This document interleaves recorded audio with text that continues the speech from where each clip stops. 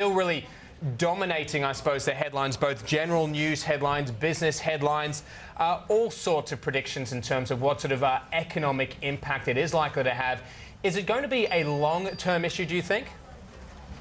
It's a very good question, James, and it does really highlight the fallacy of GDP figures. And after a tragedy like what we've witnessed, especially in Queensland and to a slightly lesser extent in country Victoria, you'll find economists generally find that GDP figures get a boost after such events, when in reality it's simply rebuilding what has been lost. So it's a real fallacy of economic data, when really the point of economics and the point of the study of economics is to increase the living standards of the people in the community and the economy.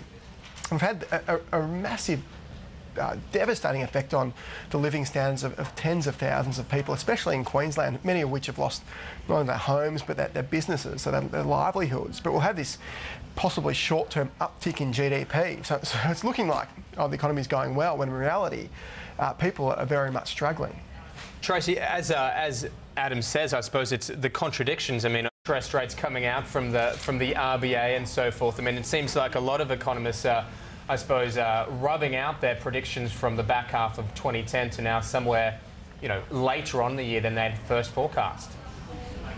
You're getting all sorts of messages from economists, and not too much from the RBA, but it's the problem that the Reserve Bank has, and that's had for the last couple of years, is we've got this rampant two-speed economy. Some parts of Australia are booming, other parts are very much struggling. We've got a huge housing boom, which has caused house prices to skyrocket for a lot of, especially younger buyers. So there's enormous amounts of debt that have been used to bid up the price of those assets.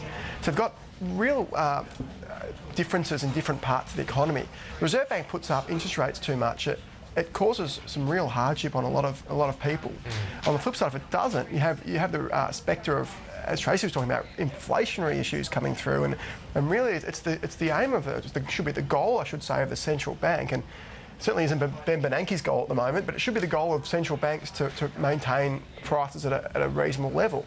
And traditionally, in the last 100 years, they haven't, but that's notionally their goal, and that's what the RBA, better than most, seems to do. So that they'll very much be concerned about inflationary pressures coming through. And if you look at the average Australian and some of the costs they're facing, you look at electricity prices skyrocketing. Obviously, we said house prices increasing, so interest payments increase on the mortgages they have to service. And then, importantly, food prices increasing. This is sort of washing through the global economy. You've got issues in India and China and the US with rampantly increasing food prices, but notional CPI rises not really coming through, because CPI is measured in all sorts of ways by all sorts of different bodies. You'd have to imagine, though, it'd be a little bit of a PR disaster. If be paying for it, should the miners be paying for it, or should we be paying for it? I don't know about the miners. I don't know about us either. I think your heart has to go out to the victims of the floods. There's no doubt, but there's always got to be a degree of there's a lot of other people struggling in Australia as well who aren't in Queensland, and they're the ones who you got to think, should they be paying for?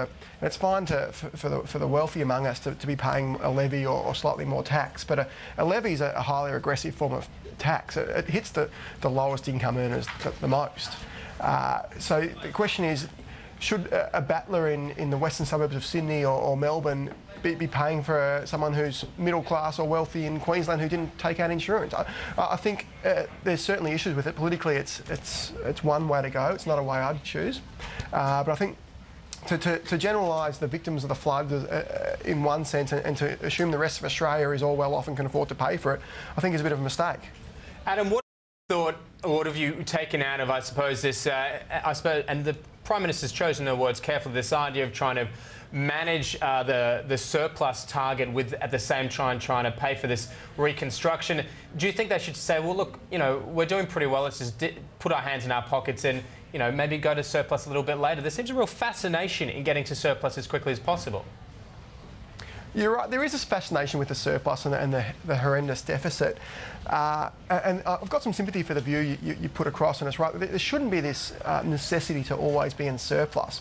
But I think the problem is, when we've had the good years, and there's been a dozen good years, the government, and this is both sides of politics, Howard government and Rudd's and Gillard's since, just spent too much on welfare, spent too much on middle class welfare, on business welfare, on all sorts of pork barrelling and sort of vote winning to all sorts of constituents. That when the tough times do come, there's less of a buffer. So it's the old 7 years of plenty, 7 years of need. There hasn't been enough thrift being taken in the 7 years of plenty, and we're coming to the 7 years of need possibly, and then we could have a real issue. As David mentioned before, interest rates are historically still quite low, despite the 4 or 5 recent raises. So there's a real issue that what happens if the economy does double, if the US does double dip and Australia really does have an economic problem. We just don't have that room to manoeuvre. Yeah, it's a good point. Look, from BHP, I thought of one of the other staggering things is just the sheer amount of cash that BHP Billiton is sitting on with I suppose the failure of some of these acquisitions and not looking at potential further acquisitions. Would you like to see them maybe start giving some of that cash back to shareholders? I think the golden rule for any CEO or company board is to allocate capital in its most efficient form. And as Warren Buffett says, if BHP or Berkshire, or whichever the company is able to use the cash internally and generate a better rate of return than shareholders can get elsewhere, by all means, keep the money in-house. But if that's not the case, and you've got to wonder with BHP, the Potash and Rio and some of that, there are other failures to complete transactions, I'd argue for the best in all cases, but their failure to complete transactions could mean that it's better for the shareholders to have the cash in their hands to invest elsewhere. If BHP can't buy Potash, why not give the money to shareholders to let them buy Potash? Companies, there's several companies in the world, Microsoft one, Google's got a big cash pile, who've got these massive cash piles just due to having strong businesses that aren't doing much with them, and it actually destroys shareholder wealth. Unless you can reinvest the money internally for a higher return on equity, better off giving the money back to shareholders, let them invest it elsewhere. Tracy, would you? Oh, yes. Success is probably being a bit generous, given this is a company that had a share price of almost double what it is now, and it's ridden a wave of commodities price skyrocketing. And if you look at why these commodities prices are rising, there's a pretty simple reason. Because the US government and Bernanke leading the charges is printing money hand over fist under the guise of quantitative easing. What happens there is it's printing several $1 trillion over the last few years. That money is being funneled through banks and effectively invested in hard assets, because the people with the money know that the value of that cash is dropping.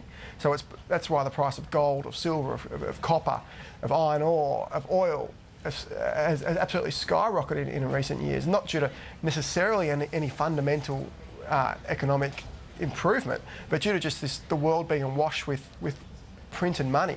And of course that's might ostensibly look like it's a good thing, but you can rest assured creating global inflation is not going to be beneficial for the majority of people. It may help the very rich who can leverage off, who can benefit from inflation, but that's why companies like Rio Tinto and BHP and oil companies look like they're delivering such great rises when it's being just due to the world being awash with money going into commodities. So do we give any credit to the management of Rio Tinto? I mean, because at the time when there was the mooted sale, if you like, to Chinalco, and after the Alcan, what at the time I suppose was a bit of a disaster, buying at the top of the cycle, people calling for his head. Yeah, I think James, I was certainly one of them, and I still call for his head. I think you could put a badly trained monkey in charge of these companies and do a better job than half these executives. It's simply the assets were well in existence before they arrived. Their entire job is allocating capital, of which Tom Albanese has done just a horrendously bad job. And losing $20 billion on Elco is just an unforgivable crime. And then blowing the BHP offer, and then blowing the Chinalco deal, just sure there's been a rise in commodities prices. So in the short term, it looks like, oh, aren't these managers great? But realistically, what they actually do is allocate capital, and they've proved to be completely and utterly hopeless in that. And in terms of how they look after their stuff, I think if you ask Stern what he thinks of Rio management, I think you'd find a similar response. Tracy.